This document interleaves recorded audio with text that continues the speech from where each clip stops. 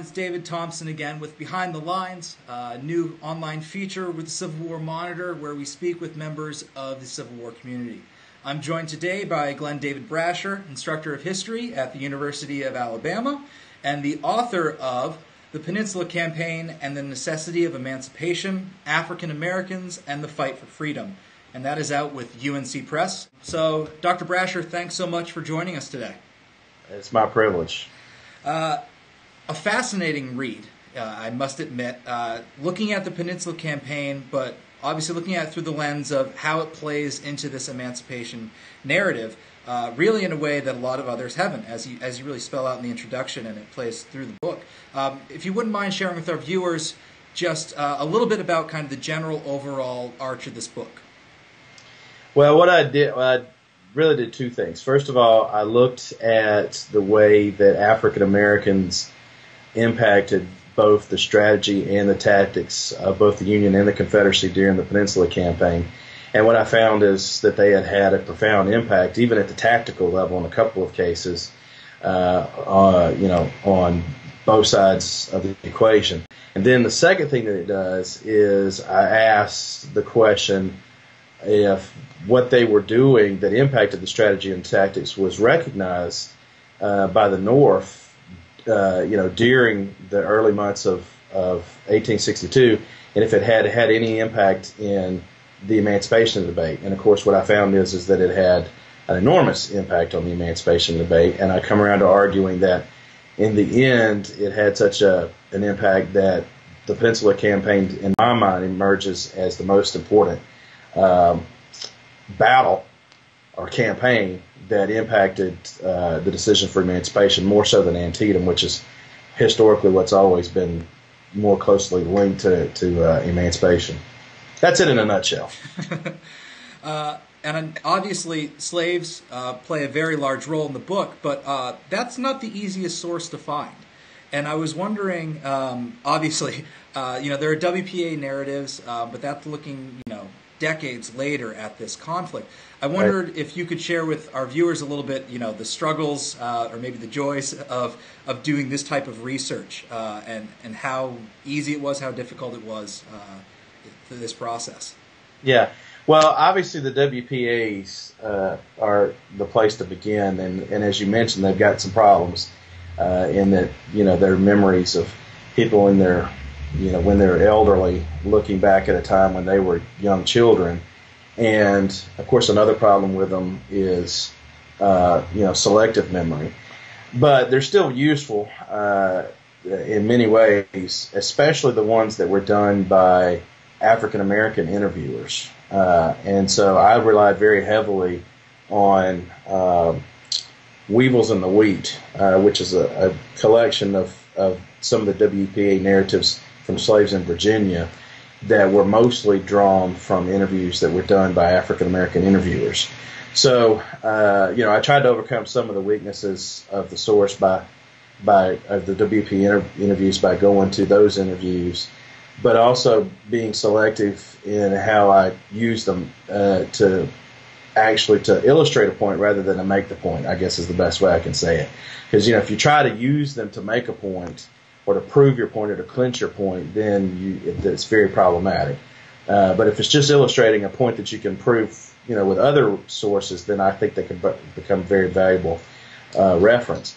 So I use the WPA interviews, but I also found that McClellan had Pinkerton as his chief of military intelligence, and Pinkerton considered the runaway slaves to be a valuable source of information. And so when they came into the lines, he had them interviewed by his staff. And the interviews were sort of turned into reports that Pinkerton sent to McClellan.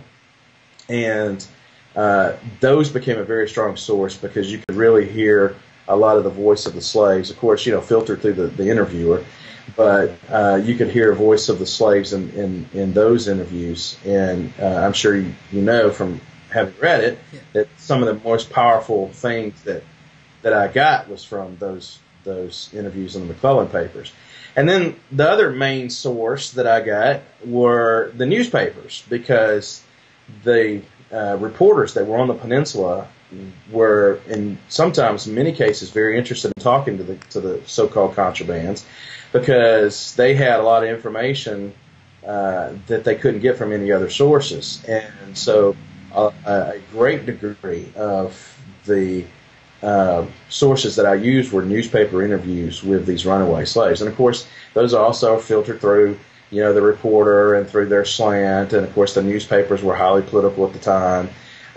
So they put their own slant on these. But I think that in the end, the newspapers is probably where I got my best stuff. And I think, obviously you're mentioning here the fact that some of these slaves, the intelligence that they provided, and access, avoiding Confederate sight as you're trying to advance up the peninsula. I'm thinking about some of the stories you're telling, pertaining to the Battle of Williamsburg and with Winfield Scott Hancock and kind of maneuvering him into position. Really what they couldn't have done it without the assistance of some of these runaway slaves. Right. Who, obviously, this is their land. They know this land. Pat. Yeah, that was, and of course, I tried to set that up, maybe not as successfully as I had hoped, in the first chapter, where I talk about the fact that, in antebellum times, that no one knew the geography. No one knew the hidden trails. No one knew the backwoods places where you could hide and, slip away to, and better than did the slaves, because they had this long history of slipping off their plantations to meet with other slaves deep in the woods, for religious meetings, for social gatherings. They knew better than anybody how to avoid the slave patrols of the antebellum South. And so that meant that when the Union Army was coming up the peninsula, that kind of knowledge of the geography and the hidden trails becomes incredibly important to the Union Army, not only in just making their way up the peninsula, but then, as you point out, it becomes a major asset at the Battle of Williamsburg to help launch, Winfield Hancock's career. So, and I don't think anyone's really done it to that degree that I did. We get some generalized works about, slaves provided information to the Union troops to help them operate in unfamiliar territory, but I don't think anyone has really shown the detail of just how. Right. Until I examined the Peninsula Campaign. No, absolutely. Curious, obviously, when people think about issues of the movement towards emancipation, Benjamin Butler always comes up, obviously, with discussions of contraband policy. I wonder, though, you do mention here, and they come up several occasions, the First Vermont seemed to be pretty important. I wonder if you could just share with the viewers a little bit kind of the background of this regiment and the important role that they play in this movement on the peninsula. Well, the First Vermont was a regiment that was with Benjamin Butler on the peninsula before the Peninsula Campaign began, when the Union, the Union had been able to hold on to Fort Monroe at the start of the war. It was too formidable for the Confederates to attack. And, Benjamin Butler very early took over command there. And, of course, most people familiar with Civil War history know Butler's contraband policy. But the First Vermont was one of those regiments, and they were actually the first regiment that he sent from Fort Monroe into the village of Hampton, which is at the tip of the Virginia Peninsula, basically just to reconnoiter. And they were a regiment that, to a large degree, had a lot of abolitionist sentiment. And so that day that they marched into Hampton, they had a lot of positive interactions with the African Americans in Hampton. And I argue that if the first contact that these slaves on the Virginia Peninsula had with Union troops had been with a regiment that, had less than emancipation sentiments, and, had pretty racist, well, I can't say the First Vermont didn't have racist opinions, everybody did, but didn't have more intensely racist opinions that made them less receptive of the African Americans, then the whole relationship between Union troops and the African Americans could have gotten off to a really bad start, because the slaves had been told, for months before the war started, that the Yankees are these evil, bad people. And, their masters telling them this. They're evil, bad people. They're demons. They're devils. They're coming down here to not only to subjugate the South, but to take the slaves and send them to a situation far worse than the labor you're enduring now. They're going to take you away to Cuba, for instance. And, a lot of slaves just wrote that off and said, oh, that's crazy. But, that kind of stuff was in their minds. And so if the First Vermont had been had demonstrated that they wanted to treat the African Americans with contempt or even with violence, then that could have played a large role in making slaves not want to run away to Union lines. But the truth is that, again, they were abolitionists in sentiment. They had positive interactions with these slaves, and it was that night after their interaction that the very famous first three slaves decided to take a chance and run away to Fort Monroe, and and then Butler decided to protect them as contraband of war. So that's one element of the story that I don't think gets told a lot of time. I mean, everyone's heard the contraband of war story and heard Butler taking them in, but I don't think it gets talked about that it was positive interaction with Union troops that may have played a role in encouraging those first three slaves to come to Union lines. And I'm glad you asked me about this, because this is an aspect of the book that I hope a lot of people are going to ask me about, but so far not a lot of people have, and that is, the argument that I'm making about the importance of the interaction between Union troops and runaway slaves in the process of emancipation. Because certainly there were plenty, and I found plenty, of Union troops that treated runaway slaves with a lot of contempt, with sometimes violence and hostility. And so I'm not saying that didn't exist, because it certainly did. But on the other side of the equation, I found a lot of Union troops who were receptive of the runaways and were very energetic about explaining to the runaways what this war could do, and encouraging the runaways to come and find shelter in their camps. And so one of the things I argue is that means that the Union Army becomes important in the process of emancipation beyond just the fact that they're there, right? Because a lot of people make the argument that the Union Army is important in the process of emancipation because if they're not there, then the slaves have nothing to run away to. Well, that's absolutely 100% true. But there's this other aspect, and that is the Union Army's got to be willing to accept these slaves into their lines. Some troops accept them into the lines and treat them badly. Others don't. And I think that the ones that accept them into the lines and treat them well are, incredibly important for encouraging the slaves to continue to come in the lines in huge number, which puts pressure on the Lincoln administration and ultimately helps to play into the emancipation debate. So I'm glad you asked me about it. I know I took a small question and turned it into something bigger. That's quite all right. I'm glad you did. I think it's important that we try to, in some ways, paint the Union Army as good guys, right? Yeah. Because, culturally, it seems like the Union Army always comes off bad, in our movies, probably ever since Gone with the Wind and maybe even before, it's those scoundrel Yankees and, they're pillagers and plunderers, Sherman's March, obviously later in the war. And, I think it's important to say that there were a lot of good people in the Union Army that did a lot of positive things, many of which led to emancipation. Absolutely. And I think you do a great job, if I can say, in the introduction, kind of laying something that you talk about, obviously, the struggle that you had as a park ranger, I guess you could say, or the fact that nobody really was talking with you after one of your talks in regards to the slaves and how they were interacting, and it was much more of an interest in the actual fighting itself. Sure. Talking about this evolution over time, this who freed the slaves debate, and I think discussions about the Army really are very important as part of this, and I think it's very compelling within this work how you do that.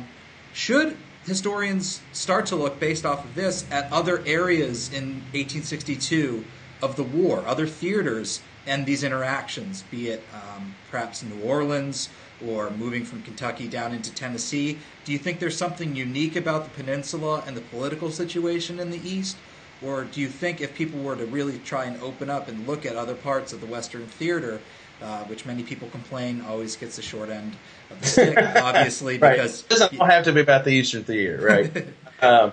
No, I think that you're absolutely right that other theaters need to be looked at with kind of the same lens that I looked at to see if the interaction between Union troops and the runaway slaves was playing an important role in the debate over emancipation.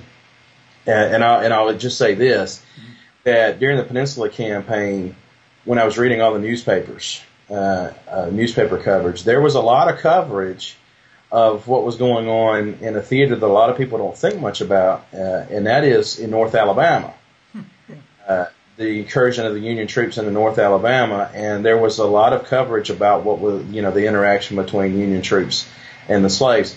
I could have gone back and maybe not written a book, but I could probably go back and write a good article about the North's coverage of what was going on in North Alabama in regards to how the presence of Union troops was helping to break down slavery. So yes, there certainly are other stories like mine to be told. The Peninsula Campaign, I think, however, is unique in this debate because out west, the Northern armies were winning, largely successfully winning. And so, yes, what African Americans were doing was impacting the campaigns out west. But because the Northern Army was winning, then you couldn't really make the argument that emancipation was a military necessity. What makes the Peninsula Campaign different is the fact that the Peninsula Campaign ultimately is a failure.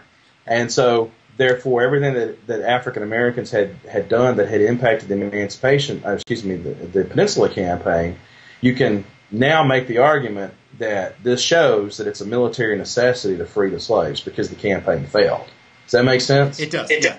So, absolutely, the Western theater, I think that there are stories to be told out there about Union soldiers and slaves and their interaction, and what the slaves were doing was helping or hindering the campaigns out there. But what makes the Peninsula Campaign different is it helps to make the argument that it's a military necessity, whereas the Western theater, you can't make that argument. One final thing pertaining to the book, it pops up a lot, and it certainly is something that people have been discussing a lot in the news, obviously this idea of the Black Confederate. And it's something that you tackle head on. You discuss it in the intro. You say they're in here, but it's a very complicated story. And I was wondering if you could, speak to that a little bit here. Yeah, sure. In many ways, the Black Confederate debate, as you know, has gotten pretty old and stale because you're not going to convince the people who are convinced that African Americans, for nationalistic reasons, helped the Confederacy. You're not going to be able to convince them that, it just doesn't say what they want it to say, right? And then, of course, the people who are resistant to this idea that they were Black Confederates at all, they're not really going to change their mind on the issue either. So what I did that I think is kind of different in this whole debate is I demonstrated that, okay, we got some instances here where African Americans were seen helping the Confederates, sometimes in combat, right? But it doesn't say what you think it says, right? First of all, it says that these guys were being coerced into it or deceived into it. But more importantly, what it says is that Northerners who saw this and heard about this used it to push for emancipation, right? And I think that's a new angle on Black Confederates that I haven't really seen anybody else do. That, the Black Confederate debate is not a new one, right? It's not one that has just come up in the last 20 or 30 years because of so-called neo-Confederates. It's a debate that actually was taking place then, during the Civil War, but in a completely different way. It was being used to argue that this is the reason why we need to free the slaves, because look what they're doing for the South. And if the war continues to go on, the South is going to use them, in a larger degree like this. Right. So these small incidences, these anecdotal incidences that Northerners heard about through newspapers, through letters from their soldiers fighting on the front lines. These stories got exaggerated. They got blown out of proportion by emancipationists so that they could argue that it was a military necessity to free the slaves. And again, I think that's a new angle on it, and maybe, hopefully, kind of takes the worn-out discussion of Black Confederates in a new, and I hope more interesting direction. Yeah, absolutely, and I think for anybody who is interested in kind of looking at this, specifically within this work, the discussions around Yorktown, and kind of how things are just really complicated there when it comes to African Americans being used by the Confederacy, and how people are actually, on Union lines, are actually seeing what's going on, and sometimes it results in the death of an African American. But how, you're right, it is furthering this conversation of as a necessity for emancipation. Yeah, I mean these so-called sightings, right? They're there and they're in good primary sources. Mm-hmm. So I don't think as historians that we can ignore them or just write them off. I think we have to look them straight on, for what they are, but we have to put them into, the framework of understanding that these are slaves. This is coerced labor, right? There's nothing voluntary about this. So we have to put it in that context, and then let's try to figure out if it says something bigger. Because it certainly doesn't say that slaves supported Confederacy, right? It says something bigger, and that is, it helps to make the argument for the military necessity of emancipation. And finally, Dr. Brasher, I don't want to take up too much of your afternoon here. Do you have I'm enjoying it. Oh, well, that's good. Do you have a book that's really caught your eye recently? Recently. Or, a tried and true classic that you just think no Civil War scholar can live without, that they need to make sure that they've read it at some point. But if you've got something more recent, we'll take that as well. Well, how about I give one of each? Okay, that sounds great. I actually came with visuals. Perfect. First of all, this book right here, and this is an old cover. I think it's got a new cover now. Yep. The Impending Crisis by David Potter. It's not really a Civil War book because it's what led to the Civil War. Right. But in many ways, this is the Bible on what caused the Civil War. And it's one of my favorite historical works, of all time. So if you haven't read The Impending Crisis, I don't think that you can intelligently discuss the Civil War. Okay. So I'll say that. Yeah. Now, recently, the book that I found so incredibly readable that it's the first book probably since I read Shelby Foote, when I was in college. The first books that I've read since Shelby Foote that I found as readable is Adam Goodhart's 1861. I don't know if that's showing up very well, but just fine. But this book is, I'm dubious about some of the arguments that he makes. I think he does an incredible great job of telling the story of Butler. In some ways, I'm envious of how he told the Butler story because he did it way better than I did. But just for a sheer page-turning, can't put it down. It's 4:00 in the morning, and you don't want to stop reading because I want to get to the next chapter. I highly recommend Goodhart's 1861. So that answers the question. Yes, 2 books to add to the reading list for all of our viewers, and visuals to boot, which makes things even better. Well, Dr. Brasher, thank you so much for joining us. Again, we're talking about the Peninsula Campaign and the necessity of emancipation, out with UNC Press right now. Here it is again, but just a phenomenal read. Talk about something you can't put down. I couldn't put this down. That's high praise. And I really liked it, and I think our viewers will as well. And for our viewers, we'll see you next time.